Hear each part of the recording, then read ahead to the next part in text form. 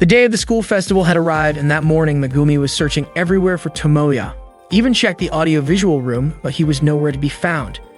He had realized that the script written by Utaha was almost identical to the one in the book Metronome of Love. She tried to contact Tomoya and find him, wanting to convey that his decision regarding the script was very significant to Utaha. Megumi wondered if Tomoya understood this yet. She ran his school rooftop and sure enough saw Tomoya and Utaha arguing. Utaha was asking why Tomoya still couldn't understand her. She seemed screwy that she grabbed his collar, not wanting to hear what he was saying because it wasn't addressing her question. Utaha was furious that Tomoya was only seeing things superficially. After witnessing, Megumi quickly left. That afternoon, Tai and Utaha talked in a maid cafe. Tomoya told Utaha they had two main problems. First, as the story reached its climax, Utaha's script started to resemble a novel because it had too many explanations of each character's expressions and thoughts. This aspect clearly disrupted the game's pacing. Since the game already had ES and other supporting elements, there was no need to write explanations for things that were already evident. According to Tomoya, such as was actually distracting. Utaha thought that Tomoya meant would be better to omit those words from the game. Tomoya explained that in a visual, the story progresses as the player presses the continue button, and if nothing changes after pressing it, it doesn't involve the player in the story, which would ruin the game itself. Just as Tomoya was about to discuss second issue, Utaha, annoyed, interrupted him. She said that Tomoya wasn't just avoiding her question, but was also trying to oppose her, noting that he had become quite bold. Tomoya firmly stated that he wasn't up Utaha or belittling her work, but since it was a script for a game, Utaha slammed the table, startling the wasp who was bringing their food. Utaha said that wasn't the issue she was calling about. Tomoya also slammed the table, surprising the staff.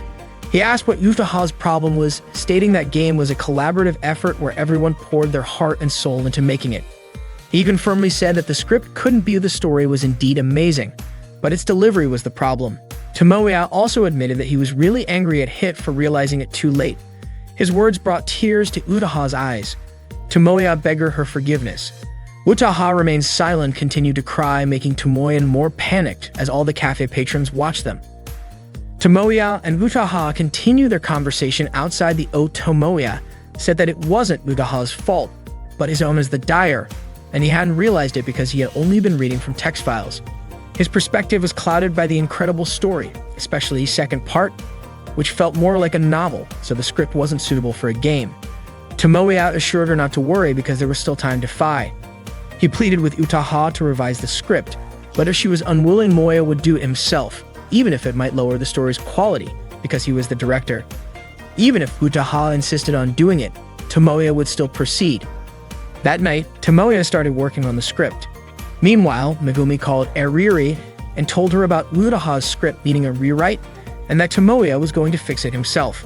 Eriri asked about Utaha's situation. Megumi mentioned that Utaha was in Tomoya's room. Megumi was surprised that Eriri didn't react with her usual concern for the two of them. Eriri was confident that nothing would happen between them since one was busy fixing the script and the other had just had her script rejected. Eriri could understand Utaha's feelings as a creator whose work had been turned down. She said that it wasn't the time for her to worry about others because she would have a lot to do later, so for now, Eriri needed to finish her tasks as quickly as possible. Megumi then asked if Eriri wasn't attending the school festival or participating in the Miss Takoyaki contest that year, especially since Eriri had won it the previous year. However, Eriri replied that precisely because she had won last year, she had a reason not to participate this year. That night, Utaha woke up in Tomoya's room and saw him asleep in front of his computer.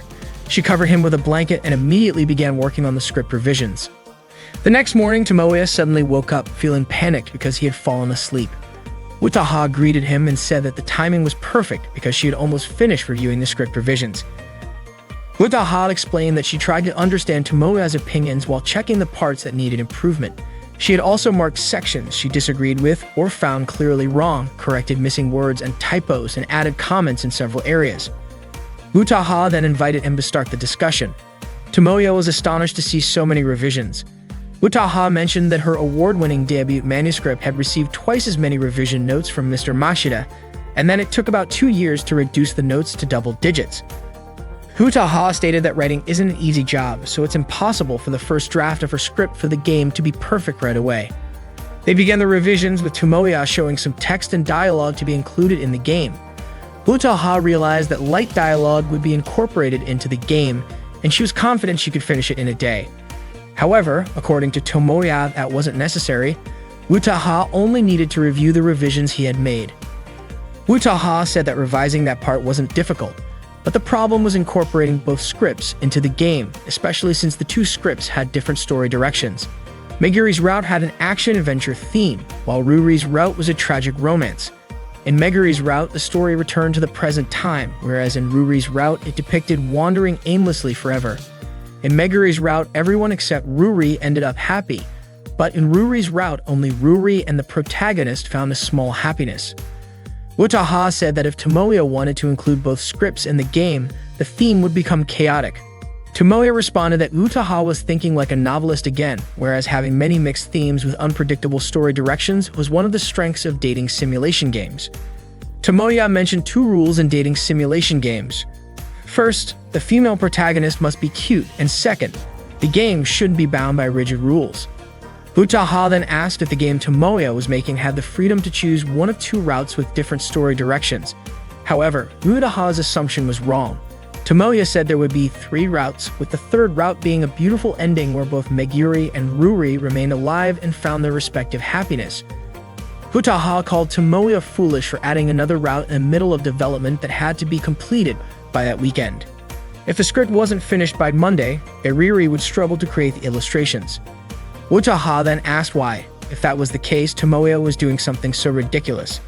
It turned out that Tomoya was doing it because Utaha had made both female protagonists too compelling. Tomoya himself didn't know why he wanted both characters to live happily ever after. Maybe it was different from Yutaka Kasumi's previous works, but he just couldn't imagine a story where all the characters he loved didn't get to find happiness. Utaha admitted that writing like that wasn't her style, and because of that, she couldn't do it. If Tomoya really wanted to make that story, then why didn't he write it himself? Utaha said that maybe a creator shouldn't say something like that to their director, but between fellow creators, it shouldn't be a problem. Since it was Tomoya's ridiculous idea, he should be the one to write it himself. Tomoya then asked if Utaha was really okay with him inserting his lousy script into hers. Utaha told him not to be so self-deprecating because parts of his writing were already in her script. Besides, the rule was that it shouldn't be restricted by rigid conventions. After writing for half a day, Tomoya showed his work to Utaha and asked for her opinion. Utaha was surprised that he had written so much in just half a day, admitting that Tomoya was quite fast. She then sat in his chair and started reviewing his writing. There were so many things that needed fixing, from sections that were complete garbage, like some dialogues that didn't properly convey the characters' backgrounds, to inconsistencies in personality, emotions, and relationships. There were also plenty of boring sentences that had no real meaning. At first, Utaha had given Tomoya a chance to write because he had been bold enough to criticize her script. But in the end, his writing was nothing more than amateur work. Tomoya realized that meant he had to rewrite everything. Utaha told him to write as much as he could, and once everything was written down, they would revise it together. If they kept redoing everything while writing, they'd never finish. If none of his writing could be used, Utaha would help him as much as possible. She declared that with her own 2 hands, she would turn Tomoya into a great writer.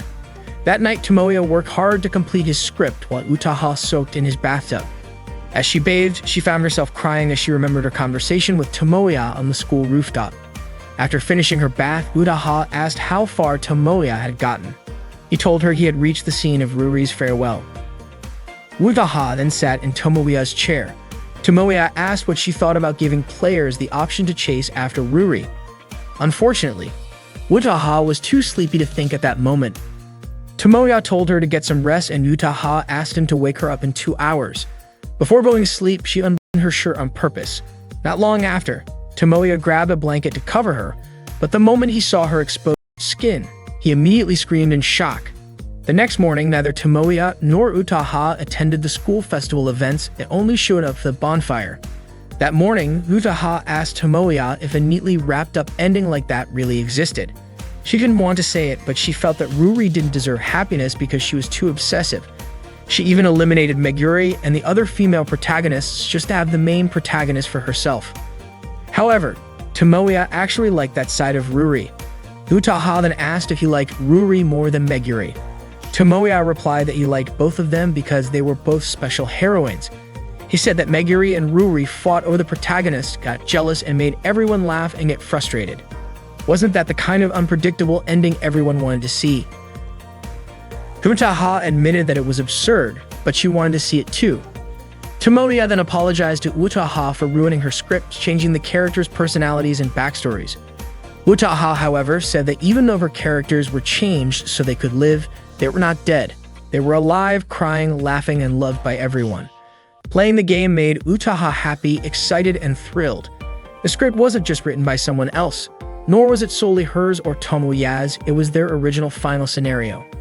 Hearing that, Tomoya was so moved that he couldn't hold back his tears. That night, there was a bonfire event at the school. Since the script was finally completed, Utaha decided to attend. That evening, she met Megumi and told her that her job was done now that the script was finished. She handed the rest over to Megumi because she had to focus on completing her novel. Megumi then asked if Ruri was actually Seiyuka from Metronome of Love since she had read both stories. Utaha confirmed that Ruri and Seiyuka were indeed based on the same person because the author was inexperienced and antisocial, only capable of drawing inspiration from things close to her. Ruri was a strong-willed, cruel woman who was also lonely. Utaha admitted that she had hoped Ruri would be the one chosen by the protagonist. Before Megumi left, Utaha told her that it wasn't too late. She was sure Megumi could turn the stubborn protagonist into someone better. Utaha then urged Megumi to take action. That night, Tomoya found himself stranded at the bonfire event, surrounded by couples dancing together. Feeling out of place, he quickly tried to leave the crowd.